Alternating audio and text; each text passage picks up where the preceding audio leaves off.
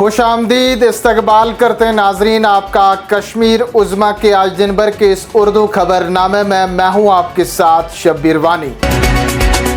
कड़े सिक्योरिटी हसार और तमाम तैयारियों के बीच आज जम्मू कश्मीर में असेंबली इंतखाबात के तीसरे और आखिरी मरहले के लिए वोट डाले गए।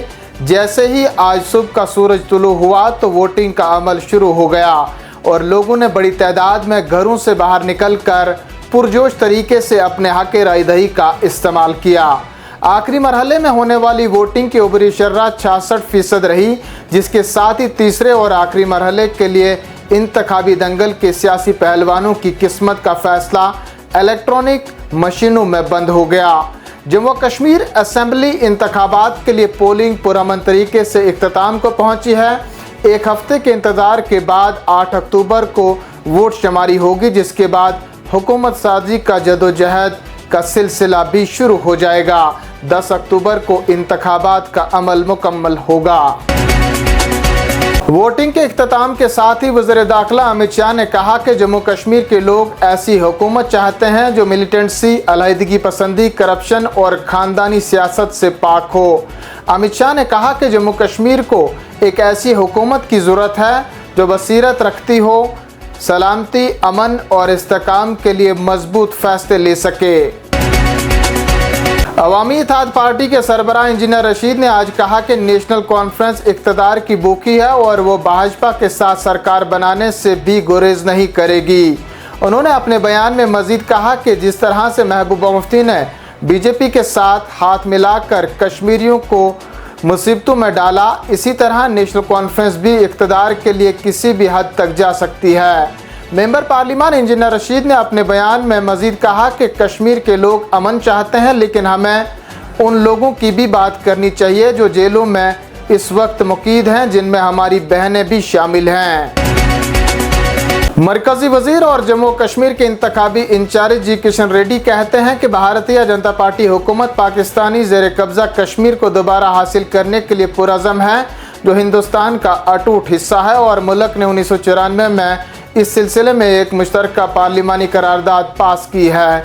उन्होंने कहा कि अगर कांग्रेस ने तारीखी गलती ना की होती तो पाकिस्तानी ज़ेर इंतज़ाम कश्मीर आज हिंदुस्तान का हिस्सा होता।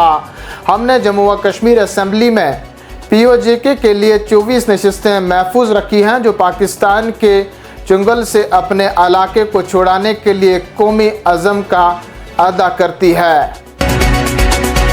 जम्मू कश्मीर यूटी के भारतीय जनता पार्टी सदर और नौशहरा असेंबली हल्के के उम्मीदवार रविंदर रैना ने कहा कि जम्मू कश्मीर में असेंबली इंतखाबात के आखिरी मरहले में बड़ी तादाद में आज लोग वोट डाल रहे हैं और वोटिंग का फीसद गैर मुतवक्का रहा है, जिससे पता चलता है कि जम्मू कश्मीर नई बुलंदियों को छू रहा है और नए हिंदुस्तान को मजबूत बनाने में अपना हिस्सा डाल रहा है। मैं सिक्योरिटी फोर्सेस और इलेक्शन कमीशन को इंतखाबात का कामयाबी से इनेकाद करने पर मुबारकबाद देना चाहता हूँ। उधमपुर ज़िला में इलेक्शन ड्यूटी में गफलत बरतने के पादाइश में 2 सरकारी मुलाजमीन को नौकरी से मुअत्तल कर दिया गया है और फौरी तौर पर उनके खिलाफ कार्रवाई के लिए तहकीकात शुरू कर दी गई है। हुकाम का कहना है कि तहकीकात के दौरान मुलाजमीन सियासी सरगर्मियों में मुलविस पाए गए हैं, जिसकी वजह से कार्रवाई की गई है। जम्मू कश्मीर पीपल्स कॉन्फ्रेंस के सदर सजाद गनी लोन का कहना है कि जम्मू कश्मीर के लोग सबसे कमज़ोर असेंबली के लिए लड़ रहे हैं, जिसके पास कोई इख्तियारात नहीं हैं। उन्होंने कहा कि जब हमने इससे पहले इलेक्शन लड़े तो उस वक्त ताकतवर तरीन असेंबली के लिए लड़े थे। उन्होंने कहा कि मुझे बहुत खुशी है कि लोग अपने नुमाइंदे चुनने के लिए वोट डाल रहे हैं, लेकिन ये भी एक हकीकत है कि यहाँ तौहीन का भी एक अनासिर है। बांडीपोरा के कन्यारी सोनावारी इलाके के राय दयानगान ने आज सरकार की जानिब से रिहायशी मकानात तामीर करने के लिए ज़मीन फराहम न करने के खिलाफ एहतजाज किया, वोटिंग का बाइकाट किया। मुकामी लोगों का मुतालबा था कि अगर ज़िला इंतज़ामिया हमें फ़ी कुंबा 5 मरला ज़मीन फराहम करने की यकीन दहानी कराएगी तो हम वोट डालेंगे। मुकामी लोगों का इल्ज़ाम था कि हमने PDP, BJP, Congress, national conference की मुतवातर हुकूमतों तक अपने फरियाद पहुंचाई, लेकिन उनको अनसुना कर दिया गया। जम्मू कश्मीर अपनी पार्टी के सीनियर लीडर और साबिक वजीर गुलाम हुसैन मीर ने कहा कि जम्मू कश्मीर के लोग गवर्नर राज से मुतमईन नहीं हैं। उन्होंने कहा कि यही वजह है कि लोग अपनी मुंतखब सरकार चाहते हैं। मीर कहते हैं कि वज़ीर-ए-आज़म नरेंद्र मोदी और वज़ीर दाखिला अमित शाह ने रियासती दर्जे की बहाली का वादा किया है, वो वादा इंतखाबात के बाद पूरा होना चाहिए।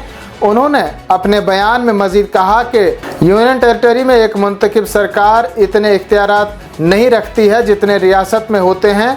यहाँ के लोग चाहते हैं कि एक बाइख्तियार सरकार बन जाए।